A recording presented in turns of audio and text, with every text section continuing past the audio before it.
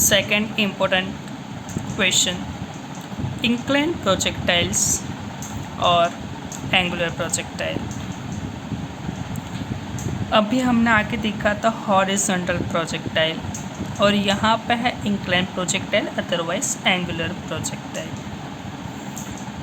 वहाँ पे मैंने आपको एग्जाम्पल के अंदर बता दिया था, पर किसी को डाउट ही जनरेट नहीं हुआ, तो मैं आपको फिर से यहाँ पे एक्सप्लेन कर देता हूँ कि वहाँ पे हॉरिजॉन्टल प्रोजेक्टाइल के अंदर आपको दो एग्जाम्पल दिए हुए थे।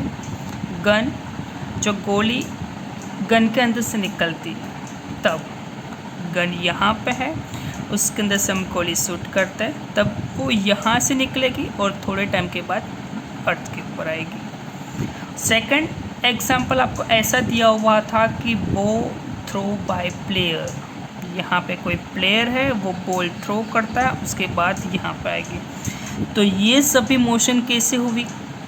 हॉरिजॉन्टल प्रोजेक्टाइल, क्योंकि स्टार्टिंग कहाँ से हो रही है? हॉरिजॉन्टल से हो रही है और एंड कहाँ पे हो रहा है? वर्टिकल में हो रहा है। सिमिलरली यहाँ पे हॉरिजॉन्टल और ख़त्म कहाँ पे हो रही है? वर्टिकल में। पर इंक्लाइन प्रोजेक्टाइल का एग्जाम्पल भी मैंने आपको वहीं पे दे दिया हुआ था। एग्जाम्पल के अंदर मैंने आपको बताया हुआ था कि फुटबॉल प्लेयर का एग्जाम्पल, कि यहाँ पे कोई फुटबॉल प्लेयर है, बॉल कहाँ पे है? ज़मीन के ऊपर है, और यहाँ से किक करते तो वो एयर में जाता है। दोनों में डिफरेंस है। हॉरिजॉन्टल प्रोजेक्टाइल के अंदर यहाँ पे है एयर में और वहाँ से अर्थ के ऊपर आएगा। सिमिलरली यहाँ पे बॉल कोई प्लेयर थ्रो करता है तो यहाँ से नीचे आएगा, पर यहाँ पे incline projectile otherwise angular projectile के अंदर डिफरेंस है कि ऑब्जेक्ट कहाँ पे होगा? यहाँ पे होगा, नीचे अर्थ के ऊपर, और वहाँ से वो कहाँ पे जाएगा? एयर में जाएगा। सिमिलरली मैंने आपको बैट्समैन का एग्जांपल दिया था कि कोई भी बॉलर बॉल डालेगा, यहाँ पे बैटिंग कर रहा है, तो बैट के साथ बॉल टकराएगा तो वो यहाँ से टकरा के कहाँ पे जाएगा? एयर में जाएगा। तो आई थिंक आपको पता चल गया होगा कि हॉरिजॉन्टल प्रोजेक्टाइल्स और इंक्लाइन प्रोजेक्टाइल्स के अंदर दोनों में डिफरेंस क्या है। कि हॉरिजॉन्टल, तो हॉरिजॉन्टल के लिए ग्राफ इस तरह आएगा और प्रोजेक्टाइल के लिए इसका ग्राफ इस तरह आएगा। तो प्रोजेक्टाइल में एयर से अर्थ के डायरेक्शन में होगा और प्रोजेक्टाइल मोशन कहाँ पे होगी? अर्थ से एयर मीडियम के डायरेक्शन में हो जाएगी। तो ये बात हमने किया इंक्लाइन प्रोजेक्टाइल। तो देखते हैं, when projectile is thrown at some angle with horizontal then it is known as inclined projectile। जैसे मैंने बताया कि यहाँ पे हॉरिजॉन्टल सरफेस है और यहाँ से कोई भी बॉलर है, फुटबॉल प्लेयर है, फुटबॉल को किक करेगा, तो उसने यहाँ पे हॉरिजॉन्टल सरफेस के साथ क्या कुछ एंगल क्रिएट किया हुआ है। बॉल यहाँ पे पड़ा हुआ था, यहाँ पे वो किक मारेगा तो वो यहाँ से उछल के जाएगा, तो सरफेस और यहाँ पे दोनों के बीच में एंगल क्रिएट हुआ। तो when projectile is throw at some angle with horizontal then it is known as incline projectile. तो उसको बोलेंगे हम इंक्लाइन प्रोजेक्टाइल। सबसे इम्पोर्टेंट 5 मार्क्स के लिए यही है। Let a body threw from a point O with some initial velocity u। मैं फिगर में आपको बताता हूँ कि ऑब्जेक्ट यहाँ पे ओरिजिन के ऊपर पड़ा हुआ है। अभी आपको पता चल गया होगा फिगर देख के, आगे जो हॉरिजॉन्टल प्रोजेक्टाइल था वो यहाँ से स्टार्ट होता था, ये यहाँ से स्टार्ट होता है। स्टार्ट फ्रॉम पॉइंट ओ और उसकी इनिशियल वेलोसिटी कितनी है? u। जैसे आगे भी हमने इनिशियल वेलोसिटी u लिया था। Making an angle theta with the horizontal. कितना एंगल क्रिएट किया हुआ है यहाँ पे? थीटा। आगे के टॉपिक में एंगल नहीं था। After time t body reach at a point p। थोड़े टाइम के बाद बॉडी जो है कहाँ पे पहुँच जाएगी? पॉइंट p के ऊपर पहुँचे। अभी मैं आपको आगे क्वेश्चन का सिमिलरिटी नहीं समझाऊंगा, अभी आपको अपने आप पता चल जाना चाहिए कि दोनों में डिफरेंस क्या था, और मैंने यहाँ पे भी एक्सप्लेन कर दिया हुआ है। तो यहाँ से आफ्टर t टाइम्स कोई भी ऑब्जेक्ट p पॉइंट पे पहुँच जाएगा। तो उसने हॉरिजॉन्टल डिस्टेंस कितना कवर किया? x, और वर्टिकल डिस्टेंस कितना कवर किया? y। तो लिखा हुआ है distance cover by the projectile in horizontal x and distance cover by the projectile in vertical is y। तो अभी स्टार्ट करते हैं हम इक्वेशन डिराइव करने का, टाइम वेस्ट नहीं करते हैं। Nature of the path, second number का इक्वेशन क्यों यूज़ किया मैं आपको नहीं समझाऊंगा, आगे के टॉपिक में मैंने समझा दिया था। तो उसका first of all horizontal direction के लिए, तो हॉरिजॉन्टल डायरेक्शन के लिए s is equal to x, u is equal to u cos theta. तो यहाँ पे कॉस और साइन फिर से क्यों आ गए, तो देखते हैं कि थीटा। और मैं आपको बता दूं फिजिक्स के लिए सबसे इम्पोर्टेंट बात कि कोई भी ऑब्जेक्ट हॉरिजॉन्टल सरफेस के साथ एंगल क्रिएट करेगा तो उसके लिए कंपलसरी कोस थीटा का यूज़ करना है, और कोई भी ऑब्जेक्ट वर्टिकल के साथ एंगल क्रिएट करेगा तो कंपलसरी आपको साइन थीटा सिलेक्ट करना है। फिर से कोई भी ऑब्जेक्ट हॉरिजॉन्टल सरफेस के साथ एंगल बनाएगा तो यूज़ करेगी कॉस थीटा, और वर्टिकल के साथ एंगल क्रिएट करेगा तो यूज़ करेंगे साइन थीटा। तो यहाँ पे तभी हॉरिजॉन्टल की बात हो रही है, इसलिए यहाँ पे क्या आएगा u is equal to u cos theta, और यहाँ पे बीच में लिया है u। आगे के टॉपिक में देखा था v x और यहाँ पे v y, यहाँ पे उल्टा। तो s is equal to x, u is equal to u cos theta time t। और आपको पता है कि जब इनिशियल वेलोसिटी होती है तब कोई किसी भी टाइप का एक्सेलरेशन लगता नहीं है। एक्सेलरेशन कब लगता है, जब वर्टिकल मोशन होती है तब ग्रेविटेशन फोर्स लगता है, तब हॉरिजॉन्टल मोशन में कोई भी एक्सेलरेशन लगता नहीं है।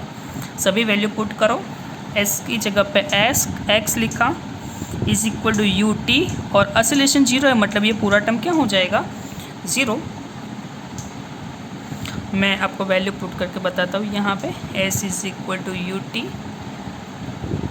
हेट स्क्वायर, s की जगह पे x, u की जगह पे मैं क्या लिखूँगा u cos थीटा, t की जगह पे t, और a की वैल्यू 0 है मतलब ये पूरा टर्म क्या हो जाएगा 0। तो x is equal to u cos theta t, पर हमें फाइंड क्या करना है टाइम, तो t को मैं सब्जेक्ट बनाऊँगा तो ये पूरा टर्म कहाँ पे आ जाएगा डिवाइड में, तो t is equal to x upon you cos theta. तो ये बात की हमने हॉरिजॉन्टल डायरेक्शन के लिए।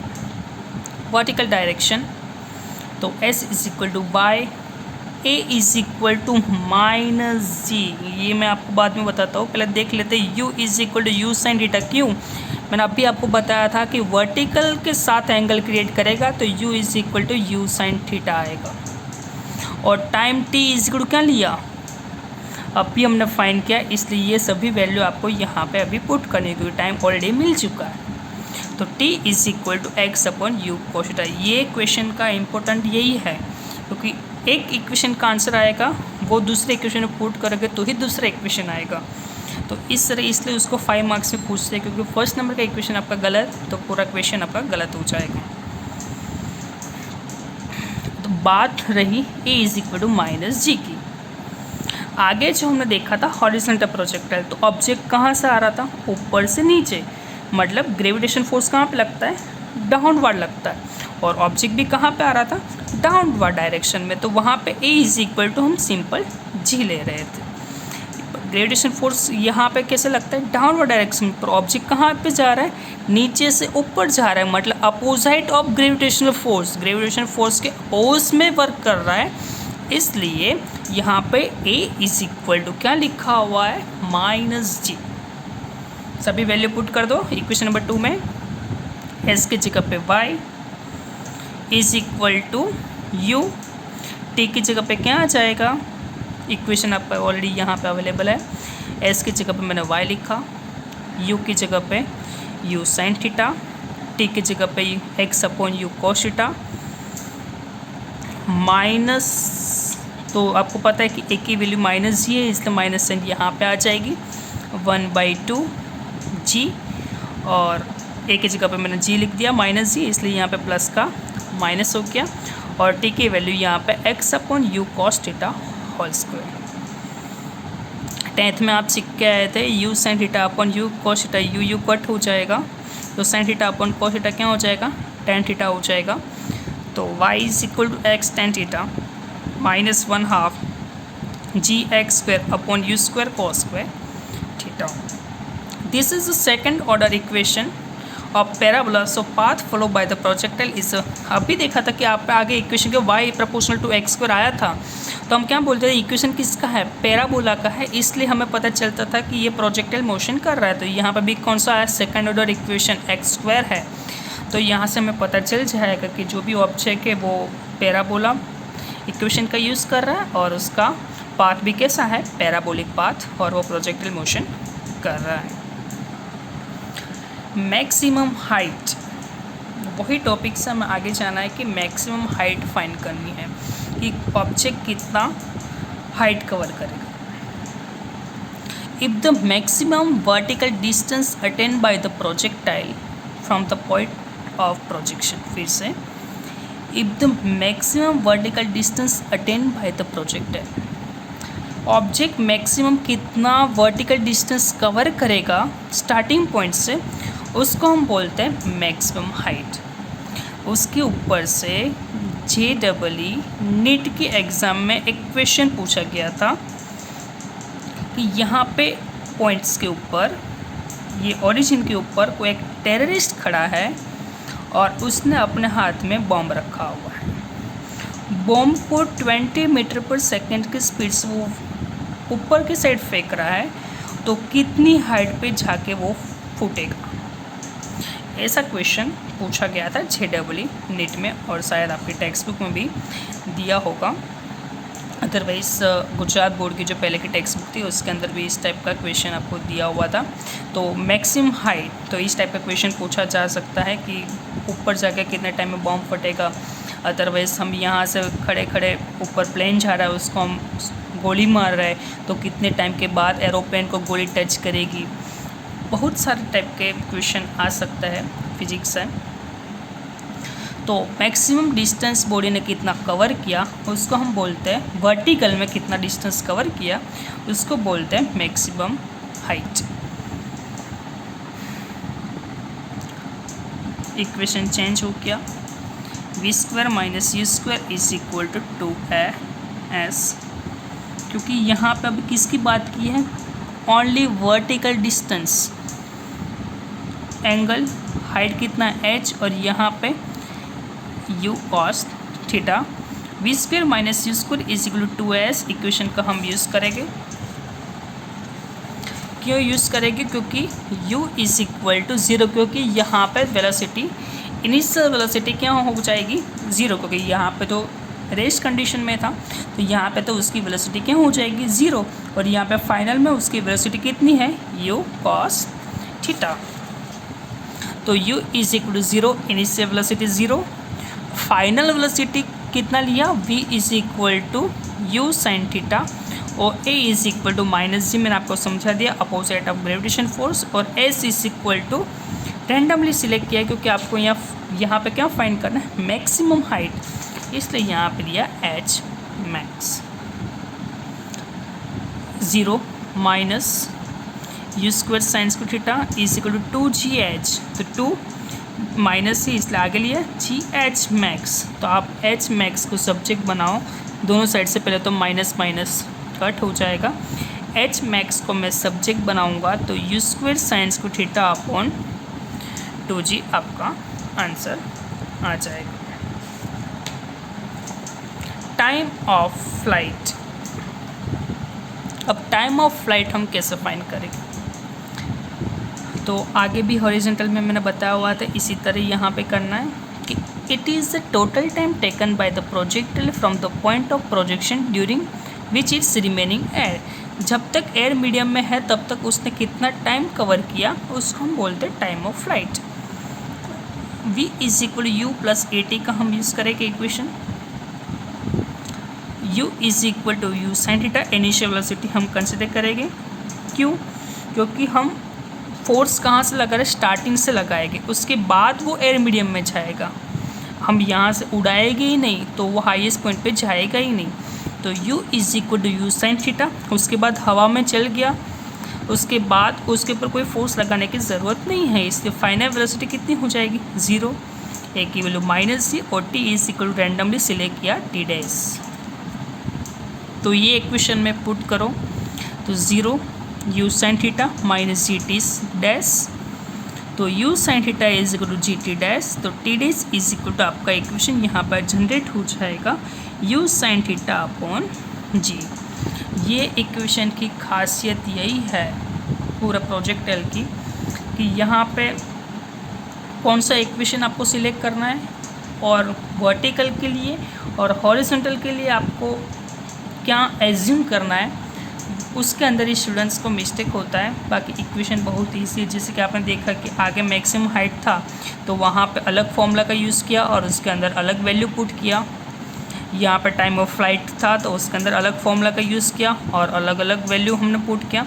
तो वही इम्पोर्टेंट है और इम्पोर्टेंट क्वेश्चन यही है।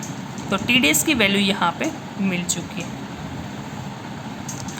As a time of ascent and time of descent, तो t इज इक्वल टू, ये आपको याद रखना है, capital T is equal to 2t dash.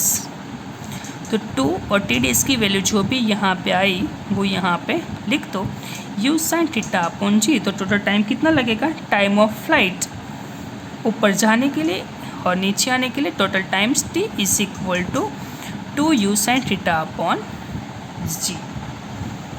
Similarly horizontal range, तो हॉरिजॉन्टल रेंज के लिए सेकंड नंबर का इक्वेशन का यूज़ करेंगे, s equal to R, u is equal to u cos theta. Acceleration नहीं लगेगा क्योंकि हॉरिजॉन्टल के लिए, क्योंकि यहाँ पे रेंज कहाँ पे होती है, रेंज तो हॉरिजॉन्टल में मेजर करते हैं, इसलिए ए की वैल्यू 0 हो जाएगी। हॉरिजॉन्टल के साथ जो भी एंगल क्रिएट करेगा तो u is equal to cos theta, और टी की वैल्यू यहाँ पे आ चुकी है 2u साइन थीटा अपॉन जी। सभी वैल्यू पुट कर दो, R U cos theta into T, A के साथ मल्टीप्लाई हो जाएगा, पूरा टर्म क्या हो जाएगा 0। तो यू कोस थीटा और टी की वैल्यू यहाँ पे पुट कर दी मैंने 2, पर you is equal to 2u, यहाँ पे गलती होगी, 2u sine theta upon G.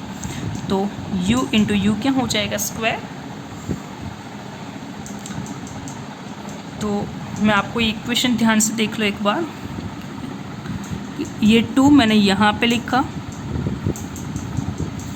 ये u और ये u क्या हो जाएगा, u स्क्वायर हो जाएगा, और ये साइन थीटा और ये कॉस थीटा, तो sine theta into cos theta into G, इस तरफ का इक्वेशन आप लिख सकते हो। पर आपको पता है कि साइन 2 थीटा का फॉर्मूला क्या है, साइन 2 थीटा का फॉर्मूला ये है 2 sine theta into cos theta, 10th में आप सीख के आए हो। तो 2 sine theta into cos theta की जगह पे मैं क्या लिखूँगा, साइन 2 थीटा, इसलिए यही इक्वेशन के अंदर 2u स्क्वायर, सॉरी 2 नहीं आएगा अभी, वो 2 sine theta into cos theta की जगह पे मैं पुट करूँगा साइन 2 थीटा, तो u square sine 2 theta upon G. तो रेंज के लिए फॉर्मूला आपका आ चुका है, r is equal to U square sine 2 theta upon G, और हॉरिजॉन्टल रेंज के लिए फिगर यहाँ पे बताया हुआ है। But maximum horizontal range, maximum horizontal range, तो sine 2 theta is equal to क्या होगा 1, साइन के अंदर 1 वैल्यू कब होती है 90, तो 2 थीटा इज इक्वल टू 90, तो थीटा कितना आएगा 45। ये 1 मार्क्स के लिए इम्पोर्टेंट क्वेश्चन है कि कोई भी ऑब्जेक्ट को मैक्सिमम हाइट तक हमें पहुंचाना है तो उसके लिए कौन सी एंगल ज़रूरी है, तो एंगल कितनी आएगी 45, जैसे भी हमने ये फॉर्मूला से प्रूव किया। क्योंकि sine 2 theta is equal to 1, 2 theta is equal to 90, तो 2 डिवाइड में जाएगा तो थीटा इज इक्वल टू कितना आएगा 45। तो horizontal range will be maximum, तो हॉरिजॉन्टल रेंज मैक्सिमम कब होगा, जब उसकी एंगल यहाँ पे हम 45 रखेंगे तब। और ये 5 मार्क्स क्वेश्चन इंपॉर्टेंट तो है, उसके ऊपर से 5 मार्क्स से न्यूमेरिकल्स भी आता है रिगार्डिंग टू प्रोजेक्टाइल, और उसके अंदर आपको ऐसा पूछा है कि हॉरिजॉन्टल रेंज फाइंड करो, टाइम ऑफ फ्लाइट फाइंड करो, मैक्सिमम हाइट फाइंड करो, इस टाइप के क्वेश्चन भी पूछ सकते हैं। तो यहाँ तक ये क्वेश्चन ख़त्म हो जाएगा। ये प्रोजेक्टाइल के अंदर आपको पूछे तो यहाँ तक आपको लिखना होगा।